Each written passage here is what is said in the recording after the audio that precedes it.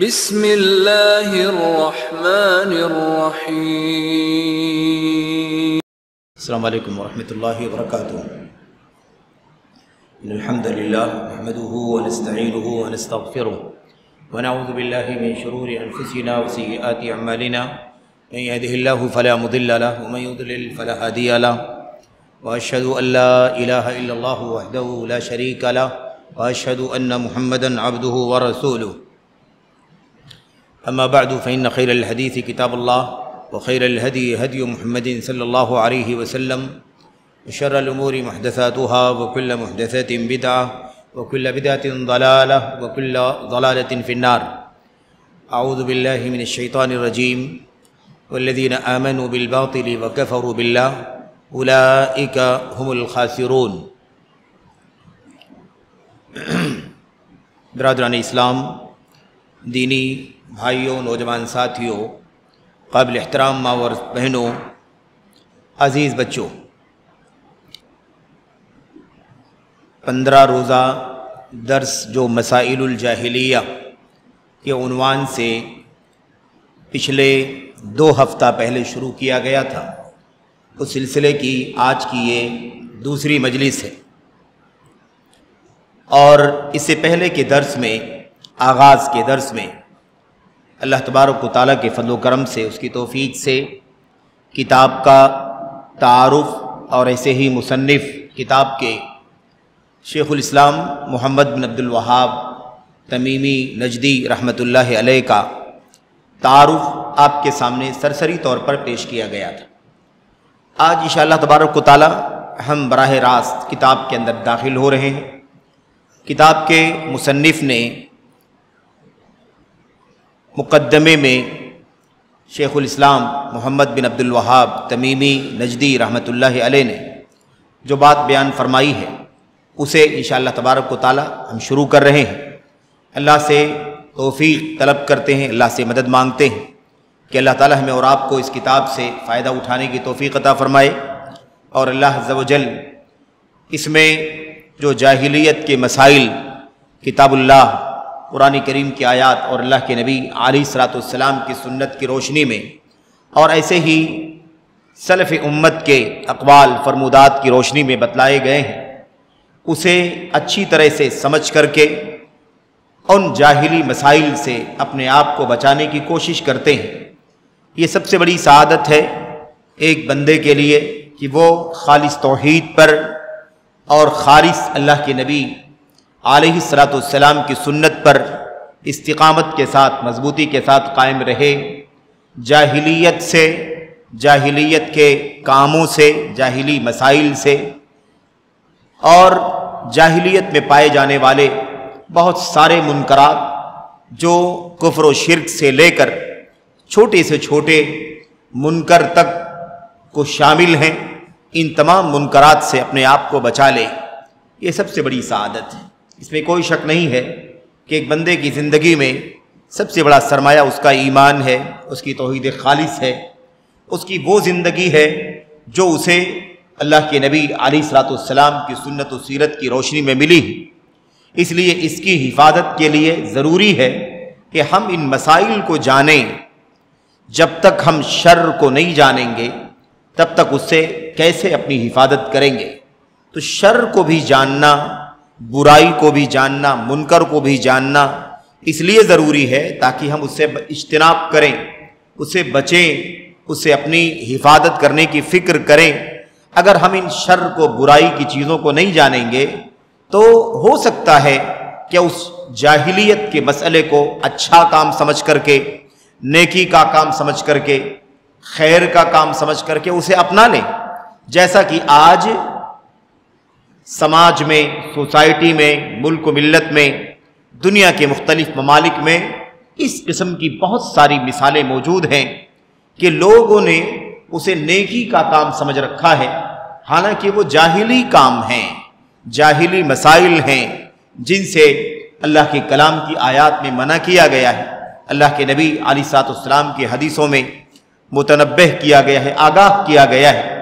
اس لیے ہمارے لیے نہایت ضروری ہے کہ ہم ان جاہلی مسائل کو جانیں، پرکھیں اور اس کی پہچان کریں تاکہ غفلت میں اسے اختیار نہ کر لیں، اسے اپنا نہ لیں، اس لیے ان مسائل کا جاننا ضروری ہے۔ آئیے مصنف رحمۃ اللہ علیہ یعنی شیخ الاسلام محمد بن عبد الوہاب تمیمی نجدی رحمۃ اللہ علیہ نے اس کتاب کے آغاز میں، اس رسالے کے آغاز میں کیا کہا ہے، پہلے ہم متن کا کچھ حصہ، ٹیکسٹ کا کچھ حصہ پڑھیں گے، اور جو آج یہ ہمارے سامنے موضوع ہے وہ مصنف شیخ الاسلام محمد بن عبد الوہاب رحمۃ اللہ علیہ کا اس کتاب کا آغاز ہے، مقدمہ جس کو ہم کہتے ہیں، اسے ہم پڑھنے جا رہے ہیں۔ اس کے بعد شروع ہوگا پہلا مسئلہ، دوسرا مسئلہ، تیسرا مسئلہ، اس کے بعد شروع ہوگا۔ تو شیخ الاسلام کہتے ہیں الحمدللہ رب العالمین والصلاۃ وصلی اللہ وسلم وبارک علی نبینا محمد وعلی آلہ وصحبہ اجمعین وبعد۔ اس کے بعد کہتے ہیں قال شیخ الاسلام محمد بن عبد الوہاب رحمہ اللہ تعالی فی مقدمۃ رسالتہ مسائل الجاہلیہ، فی مقدمۃ رسالتہ مسائل الجاہلیہ، هذه مسائل خالف فيها رسول الله صلی اللہ علیہ وسلم اہل الجاہلیہ الکتابیین والأمیین مما لا غنى للمسلم عن معرفتها، فالضد يظهر حسنه الضد وبضدها تتبين الأشياء، فأهم ما فيها وأشدها خطرا عدم إيمان القلب بما جاء به الرسول صلى الله عليه وسلم، فإن انضاف إلى ذلك استحسان ما عليه أهل الجاهلية تمت الخسارة، كما قال تعالى والذين آمنوا بالباطل وكفروا بالله أولئك هم الخاسرون۔ یہ مصنف رحمت اللہ علیہ کے متن کا حصہ ہے، اس میں حمد و صلات کے بعد سے یہاں سے هذه مسائل، تو بہرحال بسم اللہ الرحمن الرحیم ہے، اس کے بعد تمام تعریفیں اللہ کے لیے ہیں جو سارے جہانوں کا رب ہے، اور اللہ تبارک و تعالی رحمت نازل فرمائے، سلامتی نازل فرمائے، برکت اتارے ہمارے نبی محمد صلی اللہ علیہ وسلم پر، اور آپ کے آل پر، آپ کے گھر والوں پر، آپ کے صحابہ کرام پر، تمام صحابہ کرام پر، تمام گھر والوں پر، وبعد، اور اس اللہ کی حمد کے بعد نبی کریم صلی اللہ علیہ وسلم پر درود سلام برکت کی دعا کے بعد شیخ الاسلام محمد بن عبد الوہاب رحمۃ اللہ علیہ اپنی کتاب، اپنی رسالہ، کیا نام ہے کتاب کا؟ مسائل الجاہلیہ، مسائل الجاہلیہ، جاہلیت کے مسائل، وہ کون کون سے جاہلیت کے کام ہیں جن سے قرآن نے منع کیا، نبی صلی اللہ علیہ وسلم نے سنت سے منع کیا۔ تو اپنی کتاب کا نام کیا ہے ان کے؟ مسائل الجاہلیہ۔ اپنی اس کتاب میں، اس رسالے میں، مختصر کتابچہ ہے، چھوٹا سا رسالہ، جیسا کہ بات آئی تھی اور آگے آئے گی کہ 128 مسائل، جاہلیت کے 128 مسائل کو شیخ الاسلام محمد بن عبد الوہاب تمیمی نجدی رحمۃ اللہ علیہ نے اکٹھا کیا ہے، اور یہ اس کی ہم شرح پڑھنے جا رہے ہیں۔ کیا کہتے ہیں مصنف؟ کہتے ہیں هذه مسائل، اب یہاں سے سنیں، یہ باتیں کس کی ہیں؟ یہ باتیں شیخ الاسلام کی ہیں، جن کی وفات 1206 میں اور پیدائش 1115 میں، 1115 میں پیدائش ہوئی ہجری، اور 1206 ہجری میں وفات ہوئی۔ ہم جوڑ سکتے ہیں آسانی کے ساتھ کہ اس وقت ہم 1447 میں داخل ہو چکے ہیں، کل 240 سے 41 سال کا عرصہ گزر چکا ہے کہ نہیں؟ 240-41، کم و بیش 250 سال پہلے مصنف کی وفات ہوئی ہے۔ کہتے ہیں یہ کچھ مسائل ہیں، یہ چند مسائل ہیں، کچھ مسائل ہیں جن کی مخالفت کی ہے رسول اللہ صلی اللہ علیہ وسلم نے۔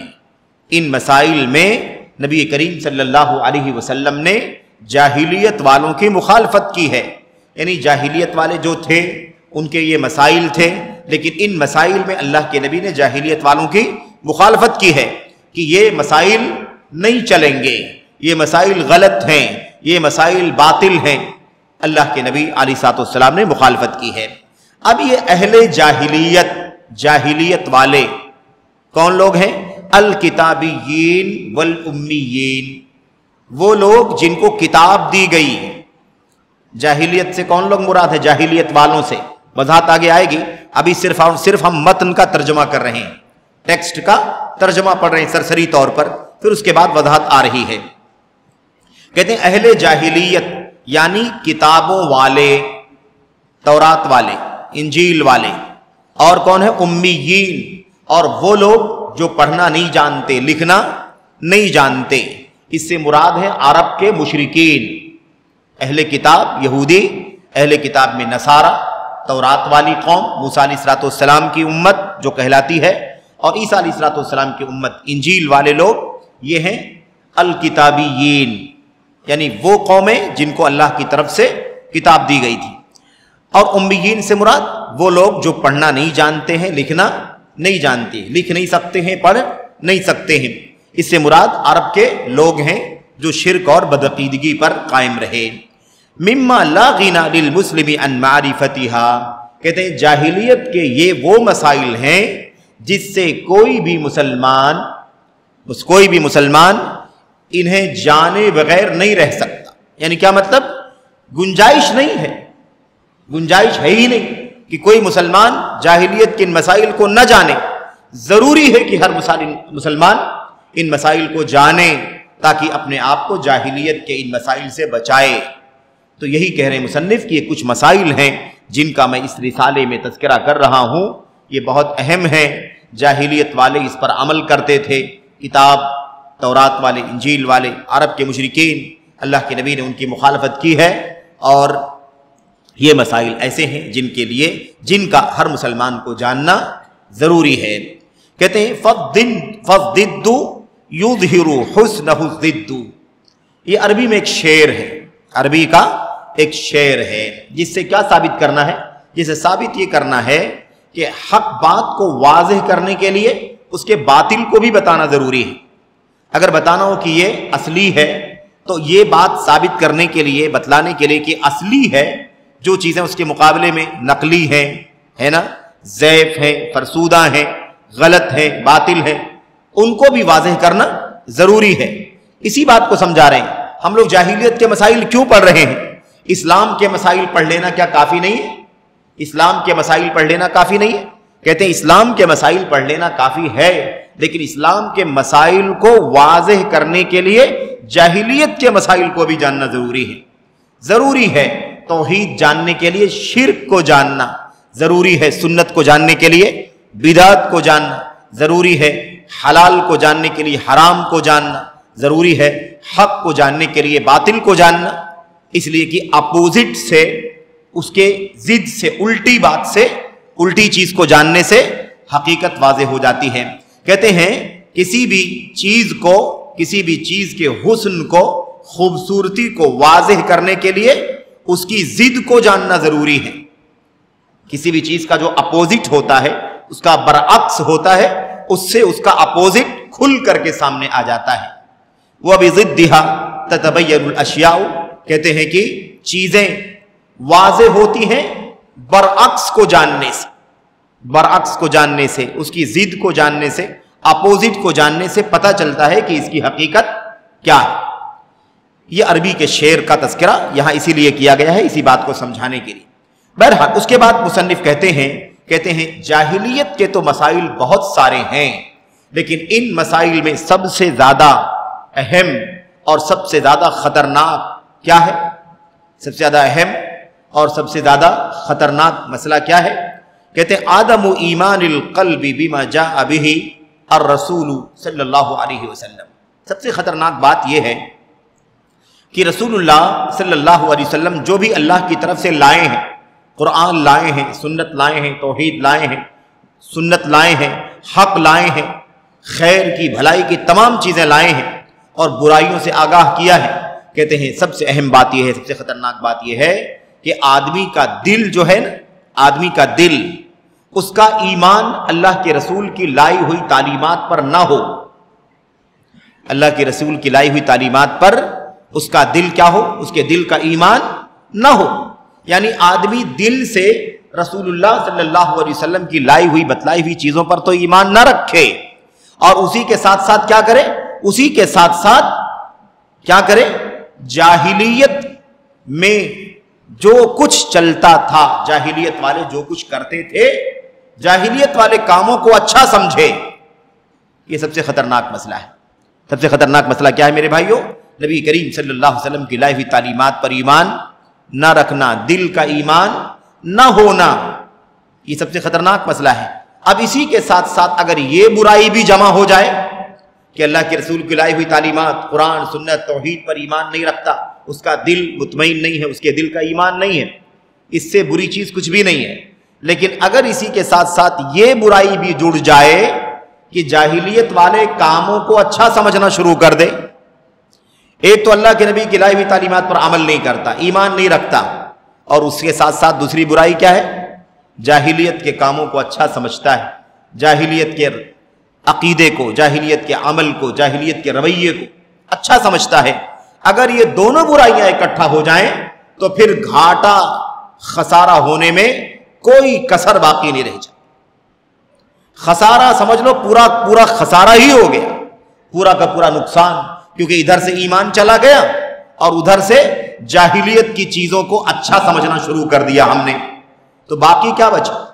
نہ ایمان ہے ہمارا اور نہ جاہلیت کی حرکتوں سے نفرت، بلکہ وہ پسند آ رہا ہے، اچھا لگ رہا ہے، بھا رہا ہے، خوبصورت لگ رہا ہے. یہ دونوں برائیاں اگر اکٹھا ہو جائیں، کہتے ہیں تمت الخسارہ، تو پھر برائی مکمل ہو گئی. خسارہ، نقصان کیا ہو گیا؟ مکمل ہو گیا، پھر کچھ بھی باقی نہیں بچا. یہ بات بیان کر کے دلیل کے طور پر کیا پیش کرتے ہیں؟ سورہ عنکبوت کی آیت کریمہ جو بڑی عظیم الشان اور بہت جامع ہے. یقیناً اسی نقطے پر یہ آیت کریمہ ہے جس نقطے پر گفتگو ہو رہی ہے. کیا کہتے ہیں؟ کہتے ہیں اللہ تعالیٰ فرماتا ہے والذین آمنوا بالباطل وکفروا باللہ، جو لوگ باطل پر ایمان لائے اور اللہ کا کفر کیا.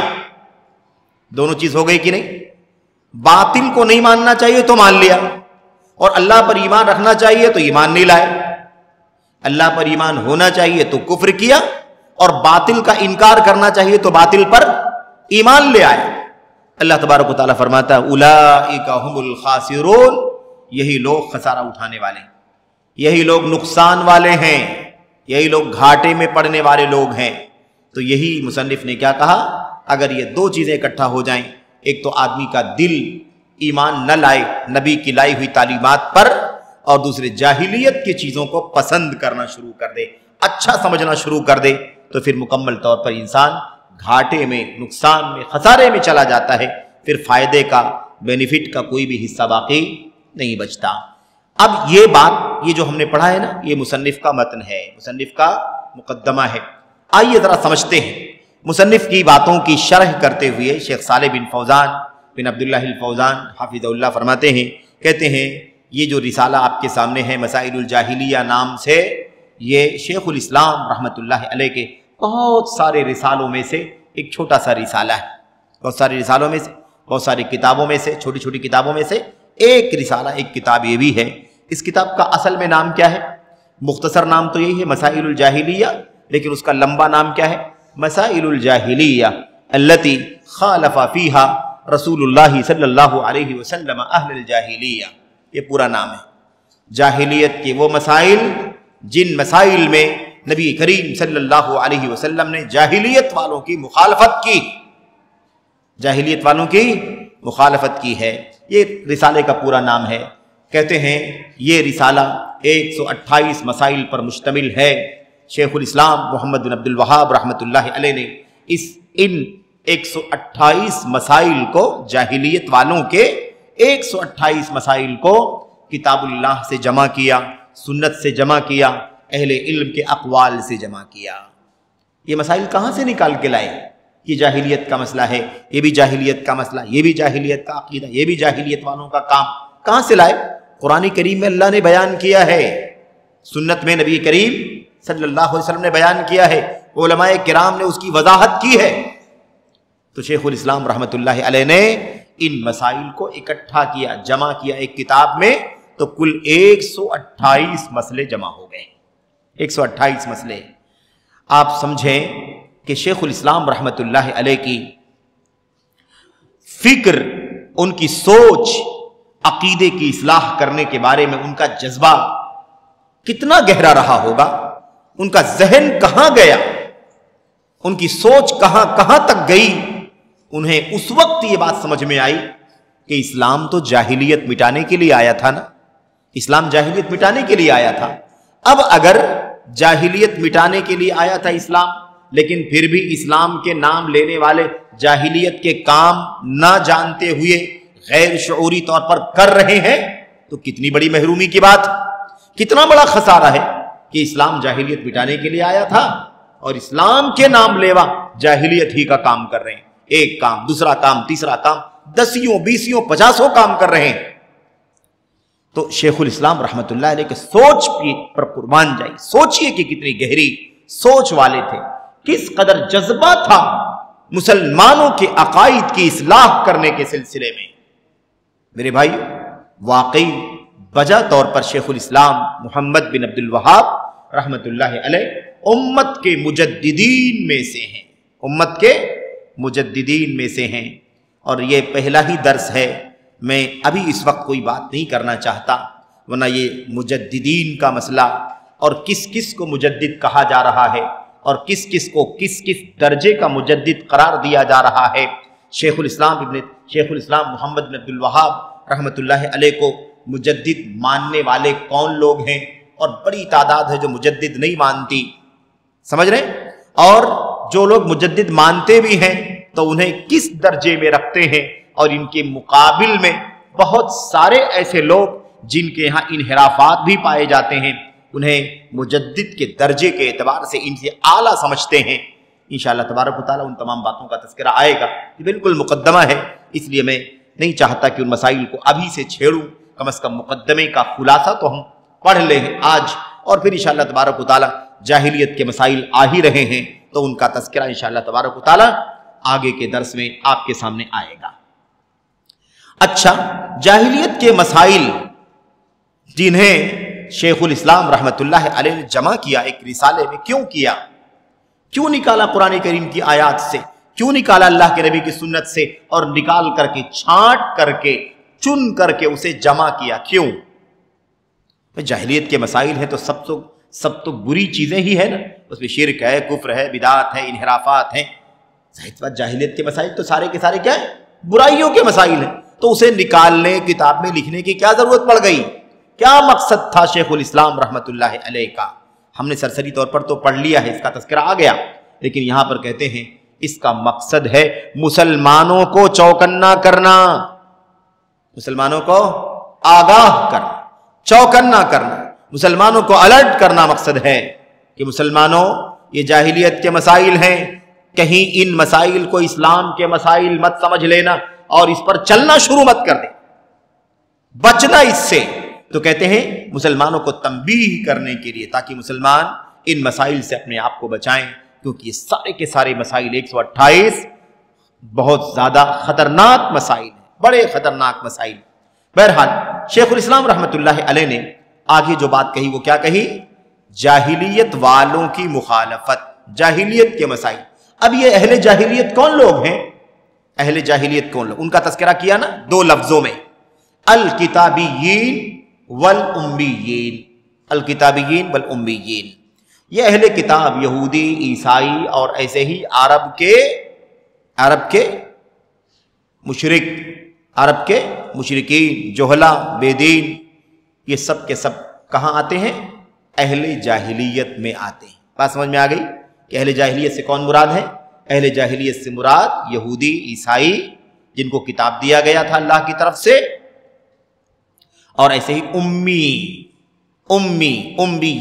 امی کی جمع ہے، اور امی کہتے ہیں الذی لا یقرأ ولا یکتب، الذی لا یقرأ ولا یکتب۔ امی کا معنی ہوتا ہے وہ شخص جو لکھتا نہیں ہے، پڑھتا نہیں ہے، جو لکھ نہیں سکتا ہے اور لکھی ہوئی چیز کو پڑھ نہیں سکتا ہے۔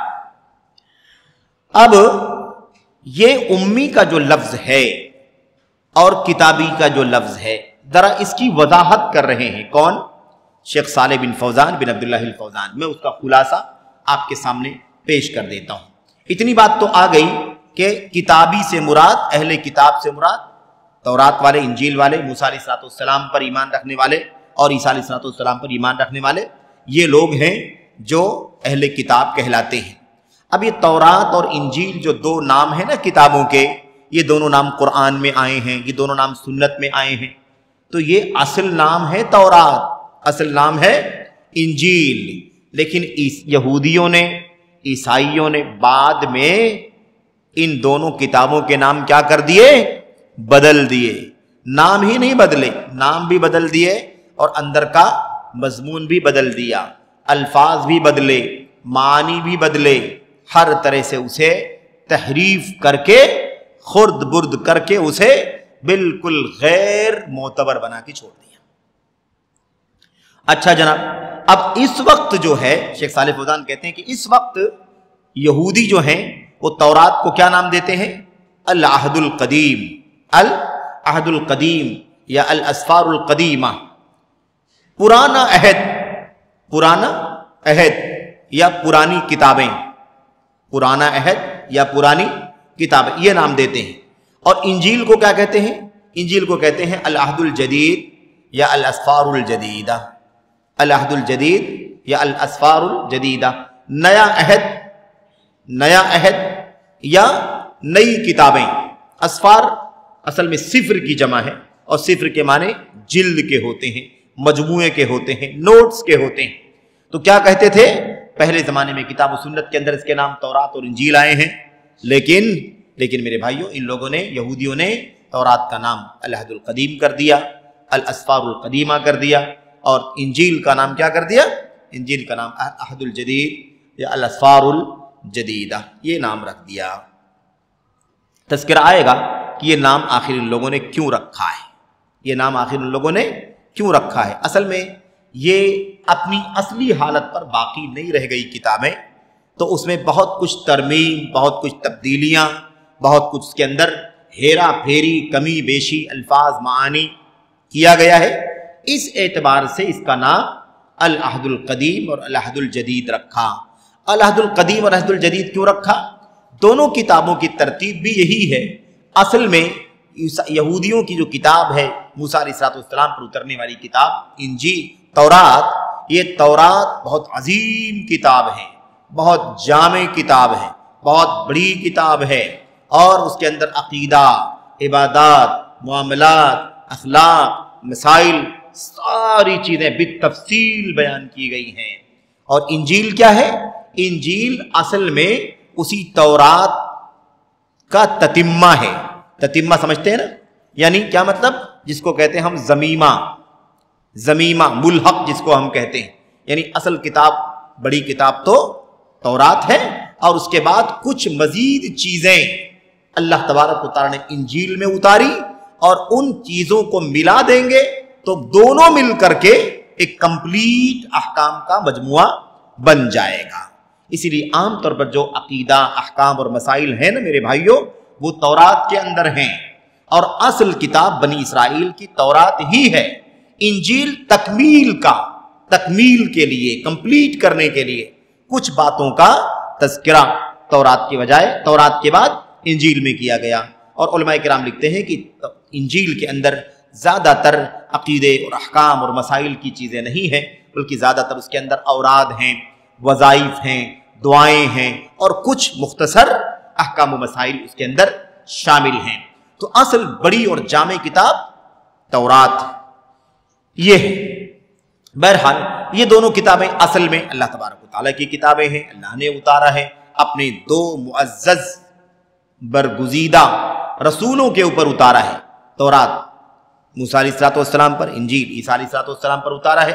और इसमें कोई शक नहीं है कि अहले किताब इसीलिए कहा जाता है कि ये वो दो कौमें हैं, बड़ी दो कौमें ऐसी हैं जिनको अल्लाह तबारक व तआला ने आसमान से किताबें अता फरमाई हैं। आसमान से किताबें, चूंकि इनको आसमान से किताब मिली थी इसलिए इनको अहले किताब कहा गया। अहले किताब क्यों कहा गया? जिनको किताब नहीं दी गई है उन लोगों से इनको मुमताज करने के लिए कि ये अलग हैं, इनको अल्लाह की तरफ से किताब मिली थी।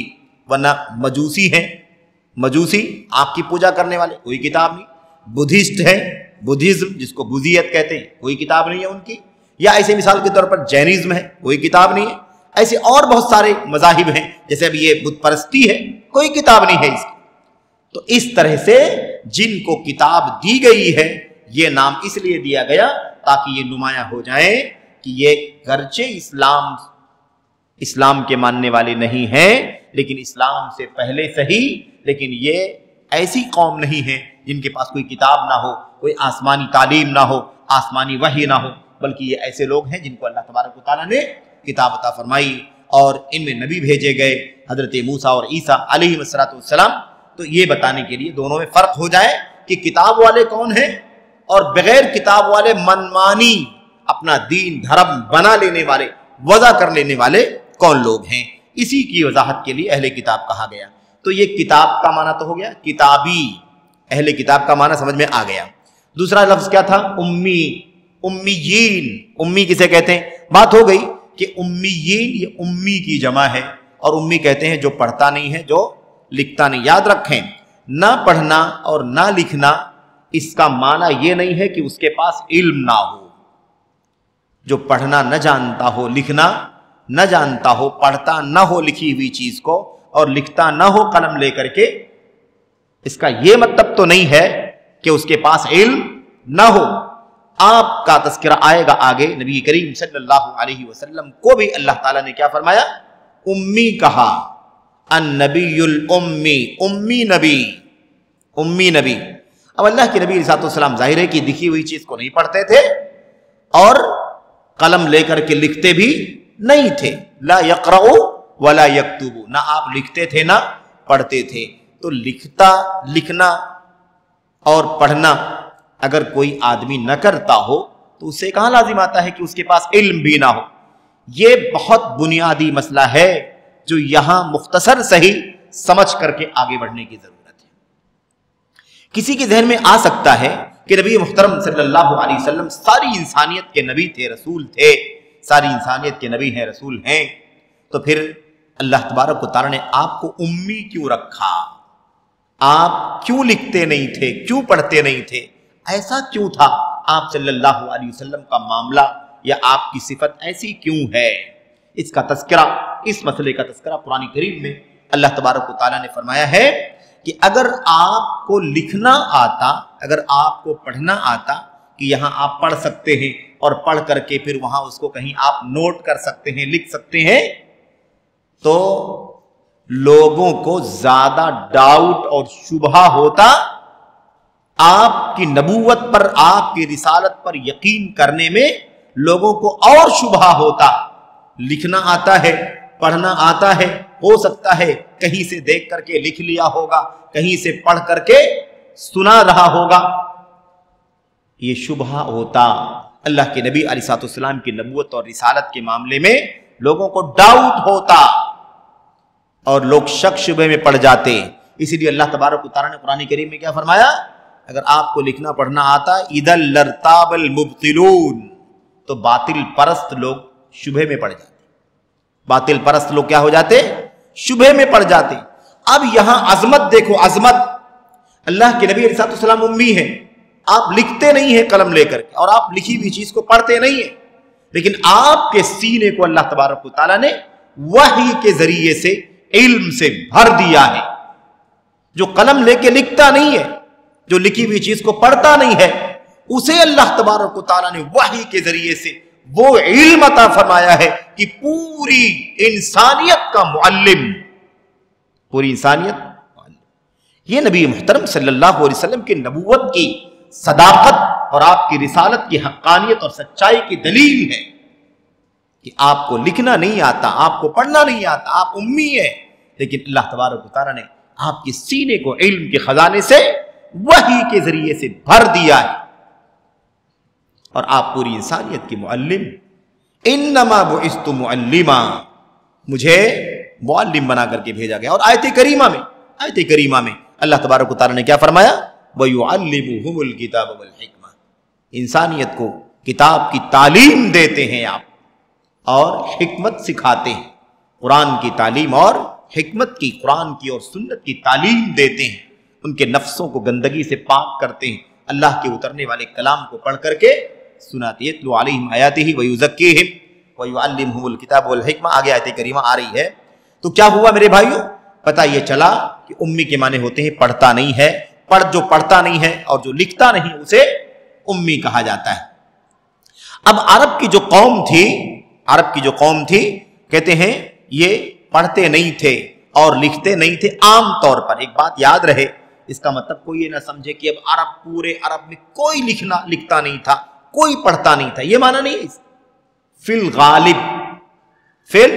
गालिब यानी ज्यादातर आम तौर पर अरब का माहौल जो था वो ऐसा ही था।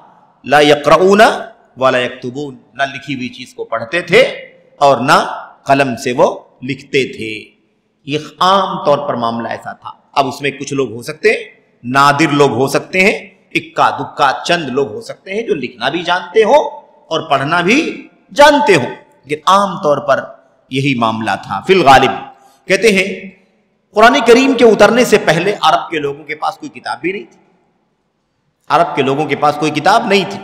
कोई किताब नहीं थी, इसका मतलब क्या है? इसका मतलब यह है कि हजरत इब्राहीम खलीलुल्लाह अलैहिस्सलाम और उनके बाद उनके बेटे इस्माइल ज़बीहुल्लाह अलैहिस्सलाम का जो दीन था, दीन तौहीद, और इब्राहीम अलैहिस्सलाम के सहीफे जो थे, सुहुफ़ इब्राहीम व मूसा, इब्राहीम अलैहिस्सलाम के सहीफे यानी कागजात और वो नोट्स, वो दस्तावेज जो अल्लाह तबारक व तआला की तरफ से इब्राहीम खलीलुल्लाह अलैहिस्सलाम को मिली थी, आप पर उतारी गई थी, उसमें जो तौहीद का सबक था, शिर्क की मजम्मत थी और सारी इस्लाम की तौहीद की कदरें थी, उसको एक लंबा अरसा गुजर चुका था।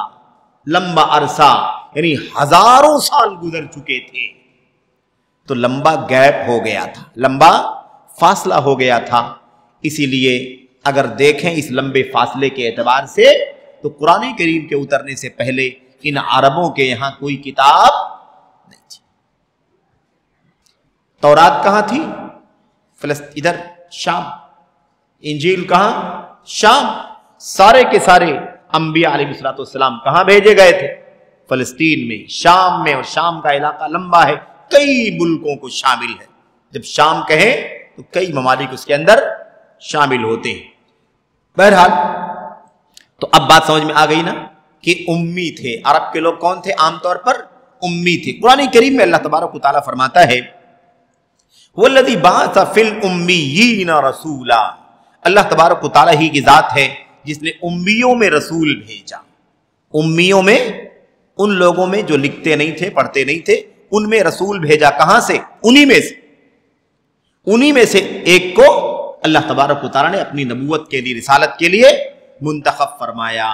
तो अल्लाह ताला ने कुरान करीम में अरब के लोगों को क्या कहा? उम्मी कहा। उम्मी अल्लज़ीना ला यक़रऊना वला यक्तुबून। इसलिए बात याद रहे कि उम्मी का तर्जमा अगर कोई जाहिल करता है तो खुद ये जहालत का काम है।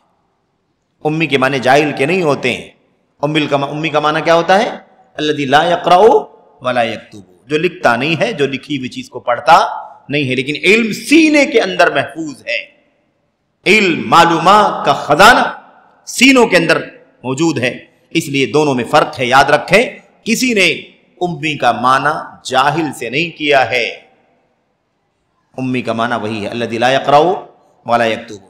दूसरी आयत में अल्लाह तबारक व तआला फरमाता है वमा आतैनाहुम मिन कुतुबिन यदरुसूनहा वमा अरसलना इलैहिम क़ब्लका मिन नज़ीर। अल्लाह फरमाता है हमने आपसे पहले, वमा आतैनाहुम मिन किताबिन यदरुसूनहा, हमने इन अरब के लोगों को, उम्मी लोगों को कोई किताब नहीं दी है, कोई किताब नहीं दी है। यदरुसूनहा, जिसे वो पढ़ते हों। हमने इन उम्मियों को कोई किताब नहीं दी है जिसे वो पढ़ते हों। वमा अरसलना इलैहिम क़ब्लका मिन नज़ीर, और हमने आपसे पहले इनकी तरफ कोई डराने वाला भी नहीं भेजा। आपसे पहले इनकी तरफ कोई डराने वाला नहीं भेजा। आपकी तरफ, आपके पहले इनकी तरफ कोई डराने वाला नहीं भेजा, इसका माना वही है। भेजा तो अल्लाह तबारक व तआला ने इब्राहीम अलैहिस्सलाम को, इस्माइल अलैहिस्सलाम को, लेकिन फासला लंबा हो गया, अरसा दराज हो गया, इतना लंबा अरसा हो गया कि ऐसे समझो कि भेजा ही नहीं गया। जैसा कि सूरह यासीन में अल्लाह तबारक व तआला ने इसी बात को बयान फरमाया है लितुनज़िरा قوما ما انذر آباؤہم فہم غافلون، اللہ فرماتا ہے تاکہ آپ اللہ کے نبی صلی اللہ علیہ وسلم، محمد صلی اللہ علیہ وسلم، اللہ فرماتا ہے مخاطب ہو کر کے لتنذر قوما ما انذر آباؤہم فہم غافلون، تاکہ آپ ایک ایسی قوم کو ڈرائیں، آگاہ کریں، چوکنا کریں جن کے باپ دادوں کو ڈرایا نہیں گیا ہے، اسی لیے وہ غافل ہیں۔ ڈرایا نہیں گیا ہے کیا مطلب؟ ڈرایا گیا ہے لیکن بہت لمبا عرصہ ہو گیا ڈرا کر، ایسی حالت ہو گئی کہ گویا کہ ان کو ڈرایا نہیں گیا۔ تو لمبے فترے کو، لمبے عرصے کو بیان کرنے کے لیے کیا کہہ دیا گیا؟ ما انذر آباؤہم، جن کے باپ دادوں کو ڈرایا نہیں گیا ہے۔ یہ ہے بہرحال یہ ہے معنی امیوں کا، اور اسی لیے نبی کریم صلی اللہ علیہ وسلم کو بھی امی کہا گیا، جیسا کہ اللہ تبارک و تعالیٰ فرماتا ہے الذین یتبعون الرسول النبی الامی الذی یجدونہ مکتوبا عندہم فی التوراۃ والانجیل یأمرہم بالمعروف وینہاہم عن المنکر، سورۃ الاعراف کی آیت کریمہ۔ اللہ فرماتا ہے الذین یتبعون، وہ لوگ جو پیروی کرتے ہیں رسول کی، وہ لوگ، اللہ تعریف کر رہا ہے، اللہ ان کی تعریف کر رہا ہے جو پیروی کرتے ہیں رسول کی۔ کون سے رسول کی؟ جو رسول امی ہے، جو رسول امی ہے۔ الذی یجدونہ مکتوبا عندہم فی التوراۃ، وہ رسول جسے یہودی اور عیسائی اپنی کتاب تورات میں اور انجیل میں لکھا ہوا پاتے ہیں۔ تورات میں نبی کا نام، انجیل میں نبی کا نام ہے، تورات میں اور انجیل میں نبی کا نام لکھا ہوا موجود ہے۔ اسی امی نبی، امی رسول کو کی پیروی کرتے ہیں۔ فی التوراۃ والانجیل، تورات اور انجیل میں جس کا نام موجود ہے، اور یہ لوگ تورات اور انجیل میں محمد الرسول اللہ صلی اللہ علیہ وسلم کا نام پاتے ہیں، ان کے پاس موجود ہے۔ یأمرہم بالمعروف وینہاہم عن المنکر، یہ نبی، امی نبی رسول انہیں بھلائی کا حکم دیتا ہے اور انہیں منکر سے، برائی سے، گناہوں کے کاموں سے روکتا ہے۔ یہ اللہ کے نبی علیہ السلام کی صفات ہیں جس کا ذکر تورات کے اندر موجود ہے، انجیل کے اندر موجود ہے۔ خلاصہ یہ کہ اللہ نے کیا کہا نبی کے لیے؟ امی، الرسول النبی الامی، امی رسول اور نبی۔ بہرحال تو یہ نبی کریم صلی اللہ علیہ وسلم کی سچائی کی، نبوت کی، رسالت کی سچائی کی دلیل ہے کہ نبی علیہ السلام امی ہے، لکھتے نہیں ہے، پڑھتے نہیں ہے، لیکن پھر بھی اللہ نے ان کے سینے پر قرآن اتارا، ان کے سینے پر قرآن اتارا، آپ کے دل پر قرآن کریم اتارا۔ علی قلبک لتکون من المنذرین، اللہ نے کیا فرمایا؟ آپ کے دل پر بلسان عربی مبین، عربی زبان میں، کھلی عربی زبان میں، روشن عربی زبان میں۔ بہرحال تو اللہ تبارک و تعالیٰ نے اسی لیے آپ کو امی رکھا تاکہ آپ کی نبوت اور رسالت کی سچائی کے بارے میں کسی کو شک نہ ہو۔ اس کے باوجود آپ دیکھیے مشرکین مکہ تانا دیتے تھے کہ نہیں دیتے تھے؟ کہتے تھے اکتتبھا فہی تملی علیہ، یہ تو لکھواتا ہے صلی اللہ علیہ وسلم۔ کیا کہتے تھے یہ لوگ؟ لکھوا لیتے ہیں۔ محمد کیا کرتے ہیں صلی اللہ علیہ وسلم؟ لکھوا لیتے ہیں، لوگوں کی طرف سے باتیں آتی ہیں، ان کو پڑھ کے سنائی جاتی ہیں، املا کرائی جاتی ہیں، اور یہ کیا کرتے ہیں؟ لکھوا لیتے ہیں، اور صبح آ کر کے آپ کو سناتے ہیں اور نبوت کا دعویٰ کرتے ہیں، اللہ کا کلام پڑھ کے سناتے ہیں، یہ دعویٰ کرتے ہیں۔ تو آپ دیکھیے کہ آپ امی ہیں، اس کے باوجود بھی مشرکین مکہ تانا دیا کرتے تھے، کفار تانا دیا کرتے تھے۔ تو آپ سوچیے اللہ نے اسی لیے فرمایا کہ میں نے امی سے لیے رکھا ہے تاکہ آپ کی نبوت اور رسالت پر یقین کرنے میں لوگوں کو آسانی ہو۔ ایک آدمی پڑھا ہوا نہیں ہے، ایک آدمی لکھتا نہیں ہے، ایک آدمی پڑھتا نہیں ہے، لیکن اللہ تعالیٰ نے اس کے سینے پر قرآن کریم کو اتارا ہے۔ یہ ہے اس کی دلیل۔ بہرحال تو اب یہ معجزہ ہے کہ نہیں معجزہ ہے کہ ایک شخصیت جو پڑھتی نہیں ہے، لکھتی نہیں ہے، لیکن قرآن کریم جیسا میرے بھائیو اللہ تبارک و تعالیٰ کی طرف سے کلام وہ اللہ کی طرف سے پیش کرتا ہے، تلاوت کرتا ہے، پڑھ کے سناتا ہے، نفس کا تزکیہ کرتا ہے اور لوگوں کو اس کی تعلیم دیتا ہے۔ پڑھتا نہیں ہے، لکھتا نہیں، لیکن لوگوں کو اس کی تعلیم دیتا ہے۔ بہرحال تو عرب کے لوگ امی تھے، اور ان کے نبی صلی اللہ علیہ وسلم کون تھے؟ آپ بھی امی تھے۔ جاہلیت کا لفظ آیا۔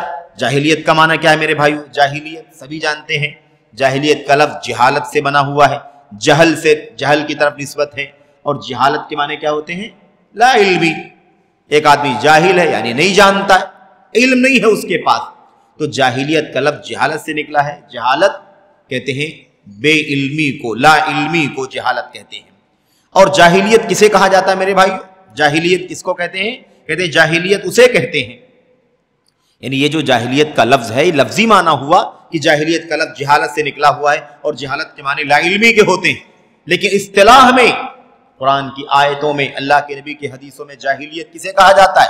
یہاں ہم اور آپ پڑھ رہے ہیں نا جاہلیت کے مسائل، تو جاہلیت کسے کہتے ہیں؟ جاہلیت اصطلاح میں کسے کہتے ہیں؟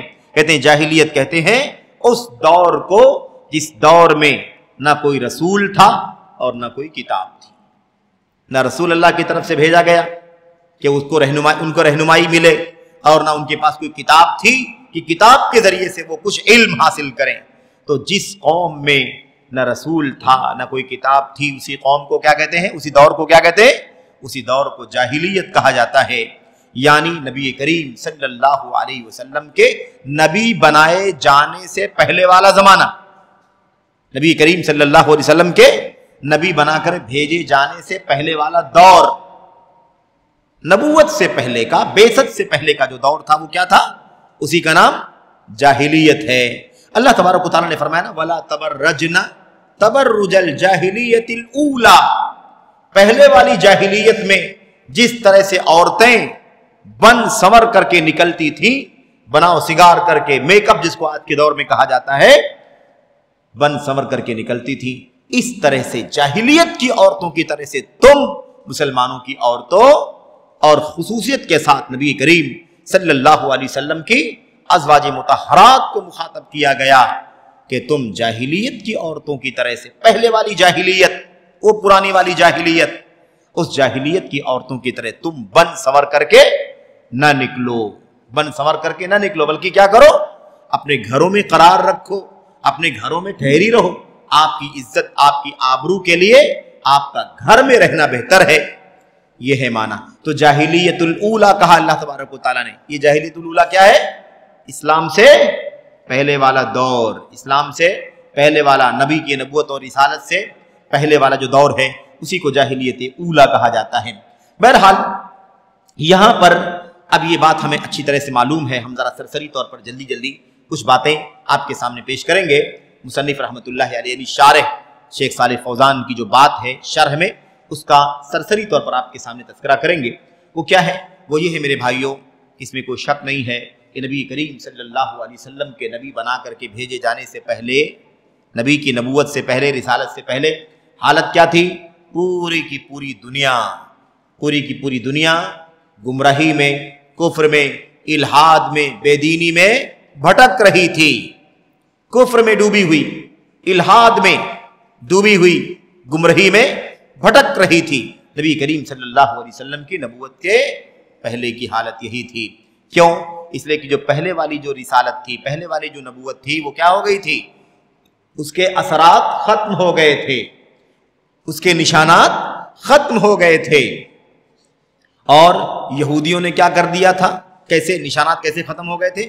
یہودیوں نے اپنی کتاب میں تحریف کر لیا، یہودیوں نے اپنی کتاب تورات میں کیا کر لیا؟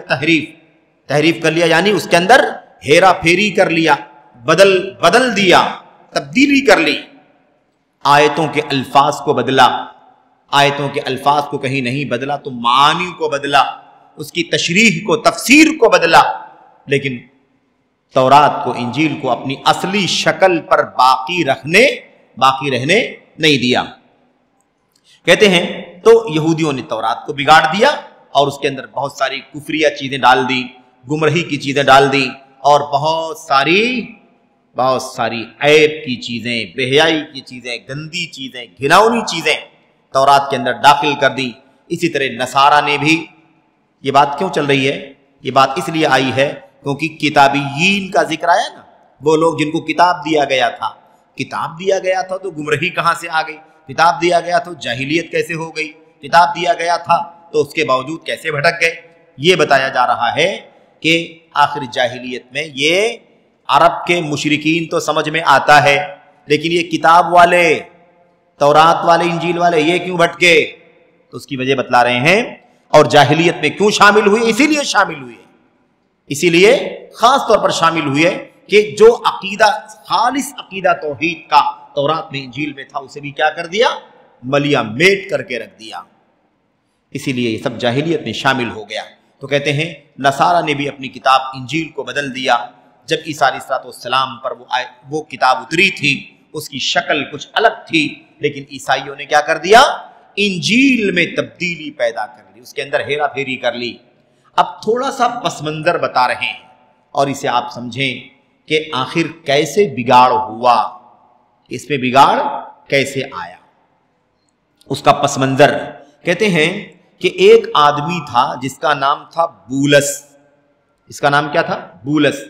شاؤل یہودی تھا، شاؤل بولس نامی یہودی تھا، اور اسے اللہ کے نبی عیسیٰ علیہ السلام سے بڑی نفرت تھی۔ یہودی تھا، اور یہودیوں عیسائیوں کا ٹکراؤ تو آپ جانتے ہی ہیں قرآن کریم کی آیات کی روشنی میں کس قدر ٹکراؤ، وہ اس کو گمراہ اور وہ اس کو گمراہ۔ وہ اس کو کہتے تھے لستم علی شیء، اور وہ اس کو کہتے تھے لستم علی شیء۔ وہ کہتے تھے تم بے بنیاد ہو، اور وہ کہتے تھے تم بے بنیاد ہو۔ وہ اس کے دین کو جھٹلاتے تھے، اور اس کے دین کو، اس کی کتاب کو، اور وہ اس کی کتاب کو جھٹلاتے تھے۔ بہرحال کیا ہوا؟ یہ بولس شاؤل نامی جو یہودی تھا، بہت زیادہ عیسائیت سے نفرت کرنے والا، اور خصوصیت کے ساتھ عیسیٰ علیہ السلام سے نفرت کرنے والا تھا۔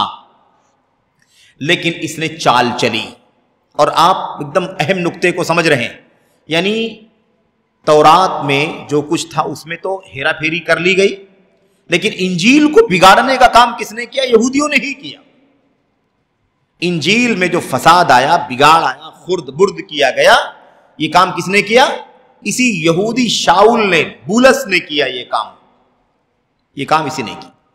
تو کہتے ہیں یہ آدمی، اس نے چال چلی، دھوکہ اور فریب کا راستہ اختیار کیا، کیسے عیسیٰ علیہ السلام کا دین بگاڑے، عیسیٰ علیہ السلام کا دین کیسے بگاڑے۔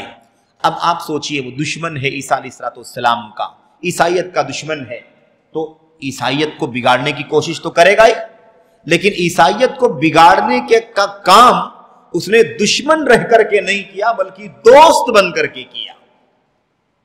یہاں پر یہ سازش بھی سمجھنے کی ضرورت ہے کہ کوئی ضروری نہیں ہے کہ آپ کا دشمن ہو تو آپ سے دور رہ کر کے آپ سے دشمنی نکالے، آپ کا عقیدہ بگاڑے، آپ کا دین برباد کرے، آپ کا منہج برباد کرے۔ کوئی ضروری نہیں کہ دور سے، دشمن ہے وہ، ہو سکتا ہے کہ وہ دشمن چال چل کر کے، فریب کر کے، دجل کر کے آپ کا دوست بن جائے، آپ کا حامی بن جائے، آپ سے محبت کرنے والا بن جائے، آپ کے دین، عقیدے، منہج کو ماننے والا اپنے آپ کو ظاہر کرے، اور ایسا کر کے آپ کا دین اور آپ کا منہج و عقیدہ بگاڑے۔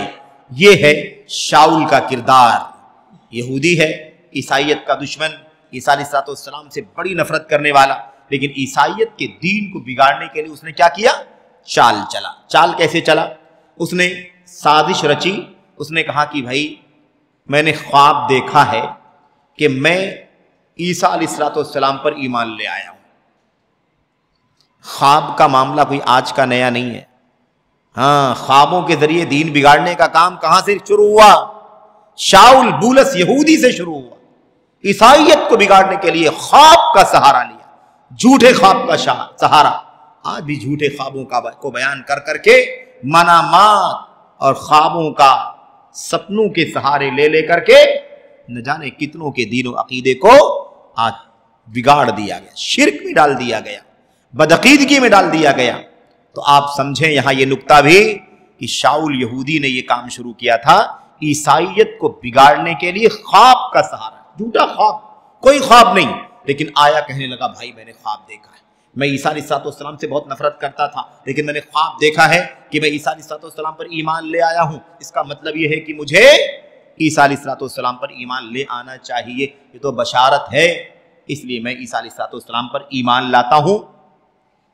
بہرحال دکھانے کے لیے عیسیٰ علیہ السلام پر ایمان لے آیا، اب نصرانی جو تھے، عیسائی جن کو ہم کہتے ہیں، عیسائی یقین کر لیا، مان لیا، یقین کر لیا کہ ہاں خواب دیکھا ہے اس لیے ایمان لے آیا ہے اور عیسائی ہو چکا ہے، اب وہ ہمارا ہمدرد ہے، ہم سے محبت کرنے والا ہے، ہماری بھلائی چاہنے والا۔ اس طرح سے عیسائیوں نے بہرحال اس پر یقین کر لیا اور بھٹک گئے۔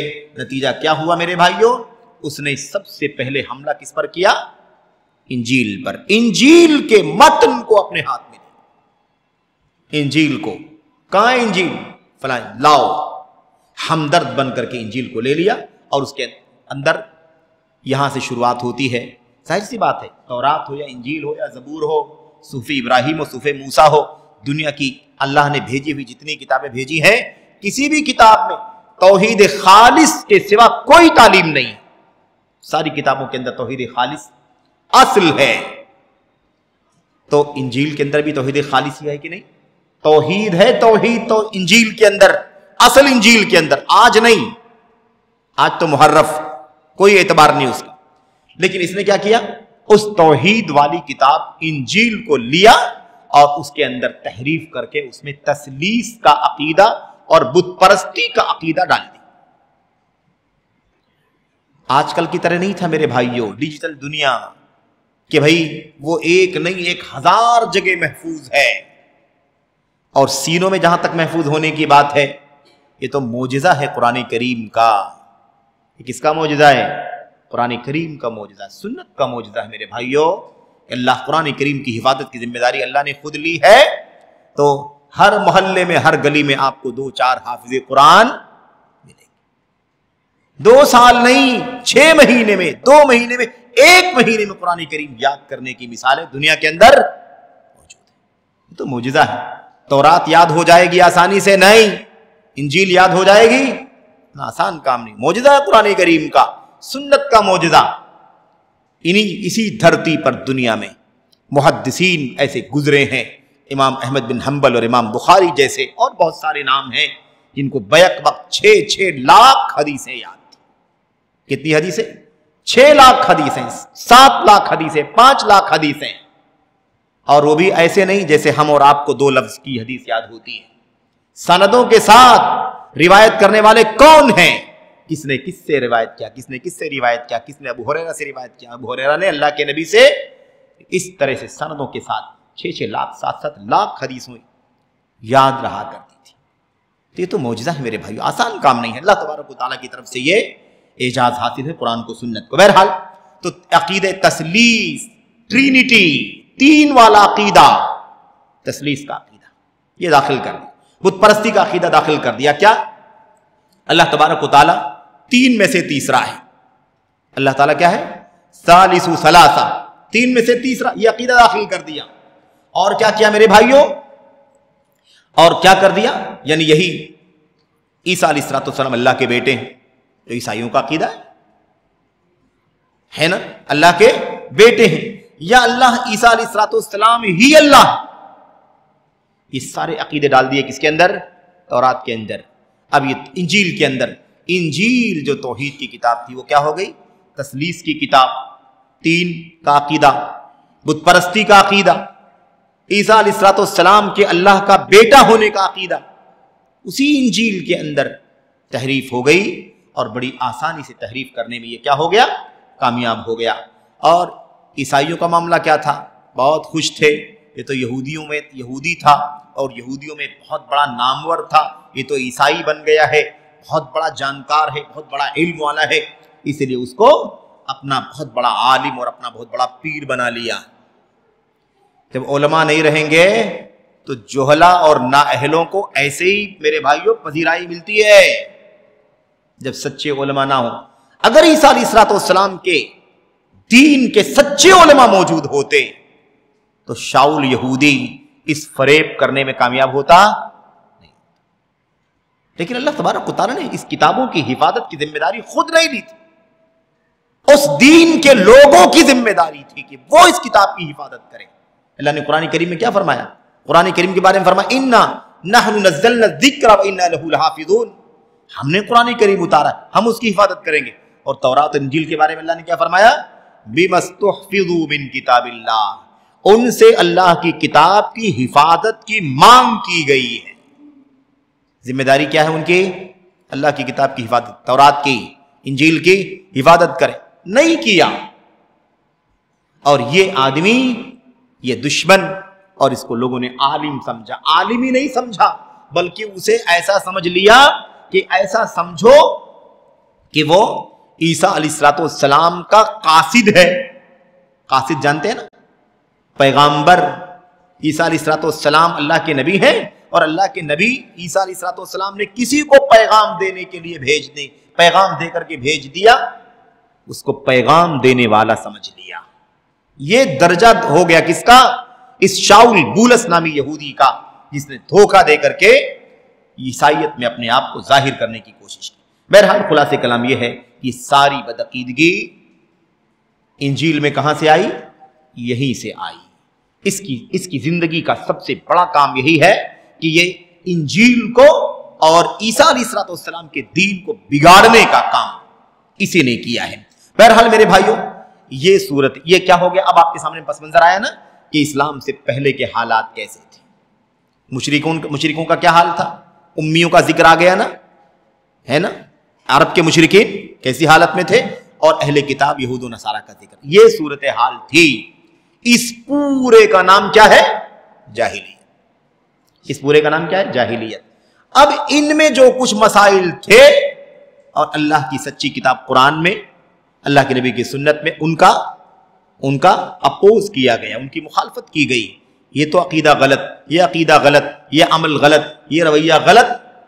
اس لیے ہمیں اسی کو جاننا ہے کہ وہ کون سے جاہلیت کے مسائل ہیں جس کا بائیکاٹ کیا قرآن کریم نے، جس کا بائیکاٹ کیا سنت نے، اور اہل علم نے سمجھایا کہ یہ مسائل جاہلیت کے مسائل ہیں جو آج اس دور میں کچھ لوگوں کے یہاں پائے جاتے ہیں۔ اس سے بات آنے کی ضرورت ہے۔ بہرحال خلاصہ کلام یہ ہے۔ تو اتنی یہ بات تو ہو گئی، ابھی ایک نقطہ صرف باقی بچا ہے، ہم ختم کر رہے ہیں انشاءاللہ تبارک و تعالی۔ یہ تو اہل کتاب یہود و نصارہ کے بارے میں بات ہو گئی۔ امیوں کی جو بات ہے، اتنی بات آ چکی کہ امی کس کو کہتے ہیں؟ جو پڑھتے نہیں ہیں، لکھتے نہیں ہیں۔ ایک سوال پیدا ہوتا ہے، لکھتے نہیں تھے نا، پڑھتے نہیں تھے نا، بت پرستی ان میں کہاں سے آ گئی؟ وہ بتوں کی پجاری کہاں سے ہو گئے؟ کب سے بتوں کی پجاری ہو گئے؟ ٹھیک ہے، بہت دن ہو گیا تھا، کئی سو سال، ہزار سال گزر چکے تھے۔ حضرت ابراہیم علیہ السلام کا دین، حضرت اسماعیل علیہ السلام کا دین، یہ ابراہیم اور اسماعیل کا دین تو توحید کا دین تھا نا، اور عرب کے علاقے میں تھا، وہ مکہ میں۔ تو گرچہ کئی ہزار سال گزر گئے تھے، لیکن جو ان کے پاس نشان تھا وہ توحید کا نشان تھا۔ آخر توحید کا نشان کیسے کیسے ختم ہوا، اور ان امیوں کے بیچ میں بت پرستی کہاں سے آئی؟ ان عربوں کے بیچ میں بتوں کی پوجا کیسے ہونے لگی؟ اس کا تذکرہ شیخ نے کیا ہے، تو اس کا سرسری طور پر آپ کے سامنے ذکر کر دیا جاتا ہے۔ یہ مسئلہ کیا ہے میرے بھائیوں؟ یہ مسئلہ یہ ہے، کہتے ہیں کہ عرب کے جو لوگ تھے ان کی دو قسمیں تھیں۔ ایک طبقہ یہی تھا اس علاقے میں جو پچھلے دین پر عمل کرنے والے، پچھلے مذاہب پر، سابقہ مذاہب پر، جیسے یہودی ہیں، عیسائی ہیں، یا ایسے ہی آگ کی پوجا کرنے والے، یہ لوگ تھے۔ اور دوسرا طبقہ وہ تھا جو حضرت ابراہیم، حضرت اسماعیل علیہ السلام کا دین، حنیفیت یعنی ایک اللہ کی طرف مائل ہونا، سب کا بائیکاٹ کر دینا، اس عقیدے پر چلنے والے لوگ تھے۔ لیکن یہی جو حنیفیت والے تھے نا، ان کے درمیان بت پرستی کہاں سے آئی؟ تو اس کا پس منظر تو ہم ایسے بھی جانتے ہیں کہ سب سے پہلے عمرو بن لحی خزاعی، عمرو بن لحی نامی شخص، یہ کون ہے میرے بھائی؟ عمرو بن لحی نامی شخص ظاہر ہوا، عمرو بن لحی خزاعی، بنو خزاعہ کا، اور یہ حجاز کا جو علاقہ ہے نا، حجاز کا بادشاہ کہلاتا تھا، اور بڑا عبادت گزار، بڑا متقی، بڑا نیک اللہ والا، اس کو لوگ سمجھتے تھے۔ یہ آدمی کہاں گیا؟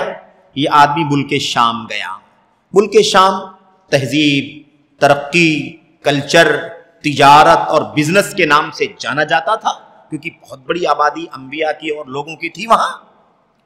تو لوگ کاروبار کے لیے بھی ملک شام جایا کرتے تھے، اور کسی کو کوئی بیماری ہو جائے تو علاج کرانے کے لیے بھی جیسے بڑے شہروں میں لوگ جاتے ہیں ایسے ہی شام جایا کرتے تھے۔ اب یہ عامر بن لحی خزائی جو ہے کسی بیماری میں مبتلا ہوا اور علاج کرانے کے لیے کہاں گیا؟ ملک شام۔ اب ملک شام جب گیا تو دیکھا کہ شام والے بتوں کی پوجا کر رہے ہیں۔ شام والے کیا کر رہے ہیں؟ بتوں کی پوجا کر رہے ہیں۔ شام کا علاقہ کوئی چھوٹا علاقہ نہیں ہے، کئی مطلب میں سمجھتا ہوں 6-8 ملکوں کا مجموعہ، 6-8 ملکوں کا مجموعہ شام کہلاتا ہے۔ بہرحال تو یہ بتوں کی پوجا ہو رہی، بت پرست۔ اب بت پرستی پہلی بار اس کی نظر میں آئی تھی، ارے پتھر کو پوج رہے، مورتی بنا رکھی ہے، اس کا ناک نقشہ بنا رکھا ہے اور اس پر پھول چڑھا رہے ہیں، اس کے اوپر دان چڑھا رہے ہیں اور اس کے سامنے ہاتھ جوڑ رہے ہیں، اس کے سامنے ہاتھ پھیلا رہے ہیں، اس سے مرادیں مانگ رہے ہیں۔ یہ بت پرستی کا منظر اس نے شام کے علاقے میں دیکھا تو اسے اچھا لگا، اسے اچھا لگا۔ یہی ہوتا ہے میرے بھائیوں، علم نہ ہو تو چیزیں اچھی لگنے لگتی ہیں۔ علم روشنی ہے جو بتلاتا ہے کیا اچھا ہے کیا برا ہے۔ بہرحال خلاصہ کلام یہ ہے کہ اسے اچھا لگا، تو جب ملک شام سے علاج کر کے دوائی وغیرہ کرا کر کے واپس ہوا علاج معالجہ کر کے، تو اپنے ساتھ میں کچھ مورتیوں کو بھی ساتھ میں لے آئے۔ یہی ہے شخص جس نے سب سے پہلے عرب کے خطے میں بت پرستی کا آغاز کیا، جس نے بت پرستی کی بنیاد ڈالی۔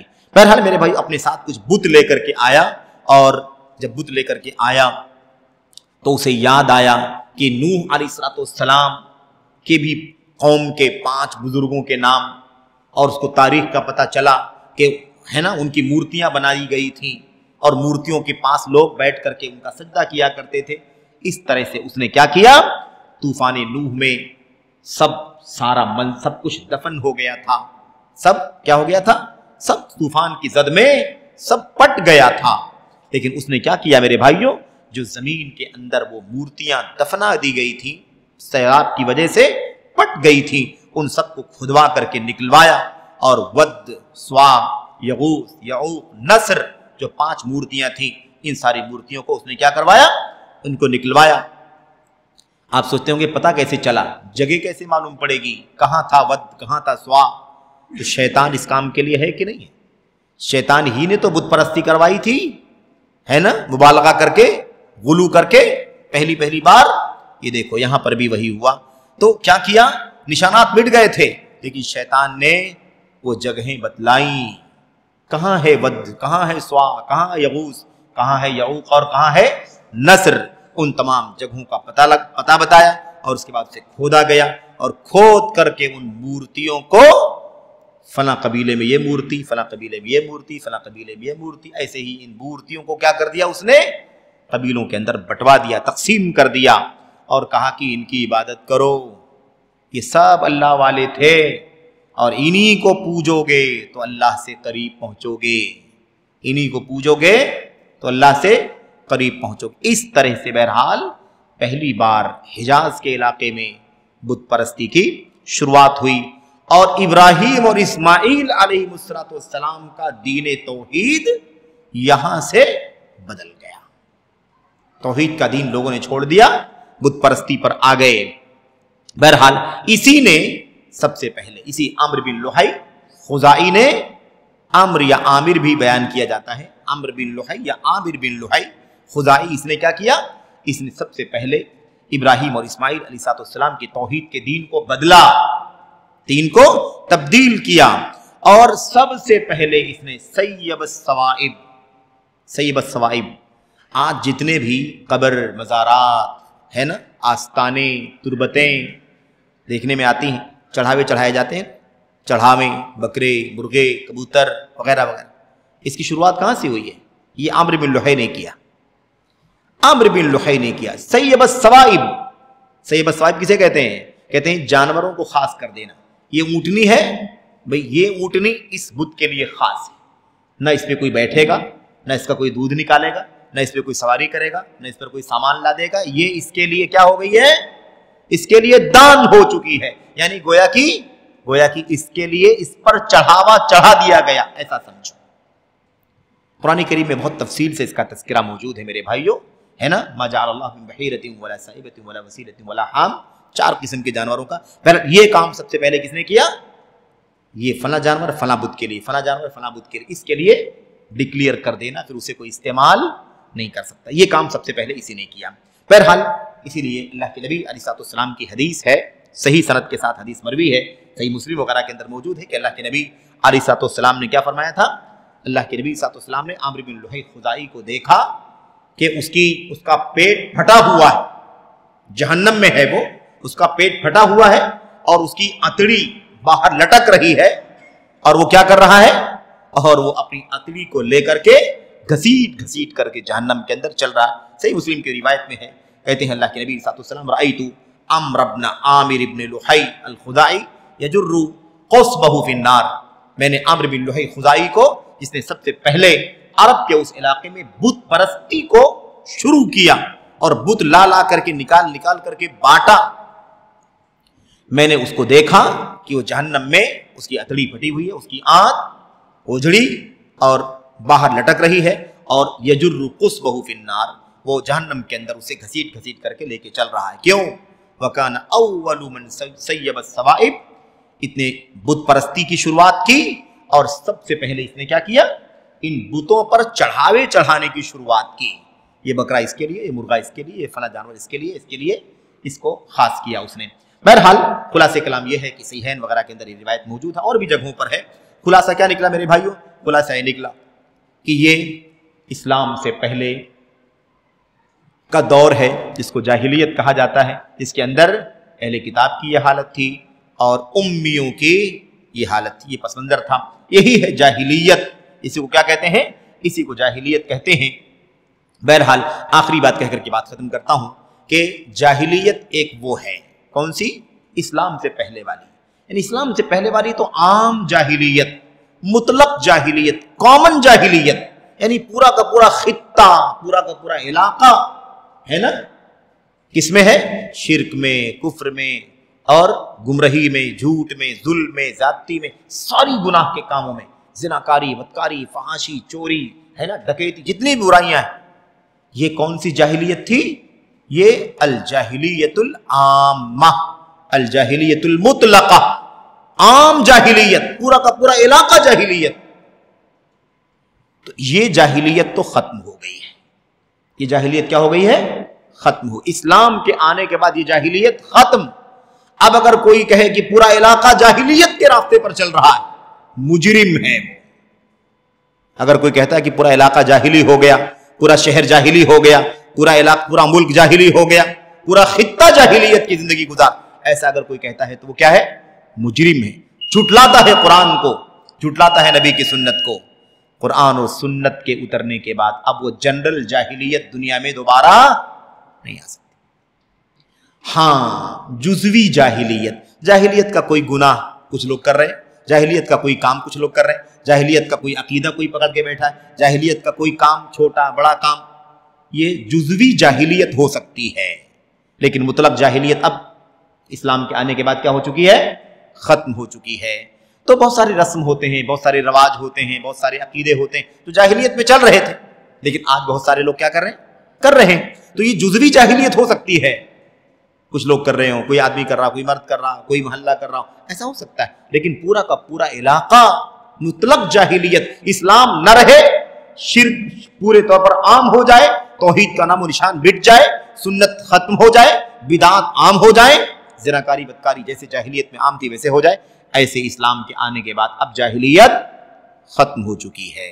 تو ایسی بات کہنے والا مجرم ہے، گنہگار ہے، قرآن کا سنت کا مذاق اڑانے والا ہے، یا اس کا جاہل ہے، یا اس کا منکر ہے.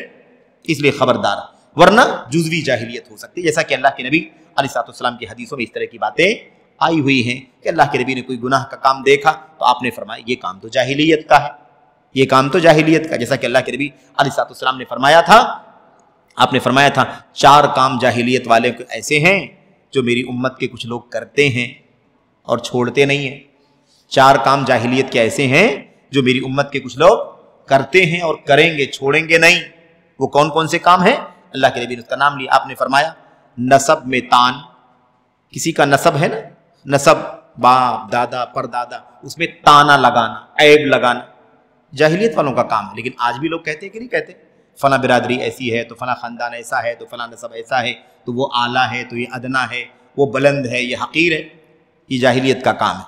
والفخر بالاحساب، اور اپنے خاندان پر فخر کرنا، میں تو اونچا ہوں، میں تو فلاں خاندان کا، فلاں برادری کا، یہ بھی جاہلیت کا کام ہے۔ ایسے ہی میت پر نوحہ کرنا، رونا دھونا سینہ پیٹنا، جیسے رافضی کرتے ہیں، سمجھ رہے ہیں، یہ سب کیا ہے؟